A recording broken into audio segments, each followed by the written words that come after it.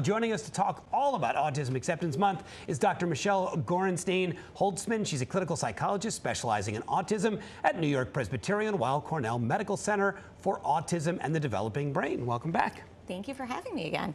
Thanks so much for bringing the awareness to all of this. I feel like since the last time you were here, there's even more acceptance and awareness. We showed that clip from Love on the Spectrum. It just came out on Netflix. How far have we come? How has that show helped raise more awareness? I mean, I think that show has done an amazing job of raising awareness. Because it actually has autistic voices. So it's autistic individuals sharing their story. And it also really shows a fuller range of the spectrum. Yeah. It doesn't show everything, but it definitely gives a sense that there are a lot of differences. Sure, yeah. The CDC says something like 1 in 31 children will be diagnosed on the autism spectrum. Boys 3 times more likely than girls. Do we know anything about why that difference happens? So when I started in the field a very long time ago, the number was more 6 to 1. And we're seeing that number actually lower because we're getting better at diagnosing girls. So all the original kind of criteria were developed for boys. So our understanding is that there are probably more girls out there that just have not been diagnosed yet. Interesting. We wanted to bring some data into all of this because I think the data is really important because we know there's so much hard work being done on the front lines of this. So most diagnoses come around the age 4, is that right? So from the year 2011 to 2022, there's been a 452% increase in autism diagnosis. That's not a small number. No. What are we attributing that to? So we know that people don't just get autism later on in life. So they're born with it, but there's more awareness through shows like Love on the Spectrum and social media and TikTok. So there's definitely more awareness and more adults are coming into clinics like ours or seeking out formal evaluations to get a diagnosis. Interesting. What are the signs or the symptoms in an adult of autism?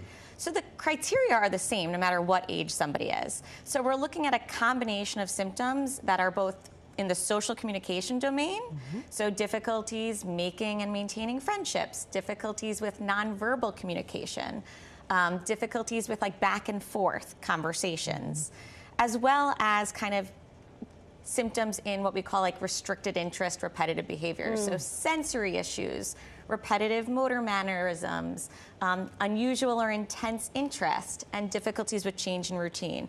And we're really looking at a combination of those symptoms. You know, the thing about, we're obviously going to bring social media into this conversation because social media really puts a magnifying glass on everything. Correct. You know, you can diagnose yourself with a whole host of things, including autism. So where do you think there are inaccuracies in social media? Is it more of a damage? Is it more damaging or helpful? You know, because I understand like you feel more comfortable, right? The acceptance part of it.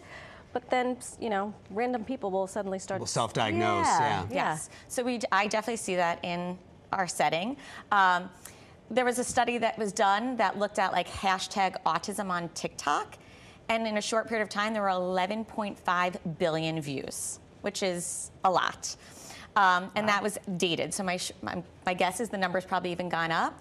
And I think what's tricky is there's a lot of inaccuracies on social media. So we see both inaccurate information as well as kind of these overgeneralizations. Statements like, have you ever felt awkward leaving a conversation?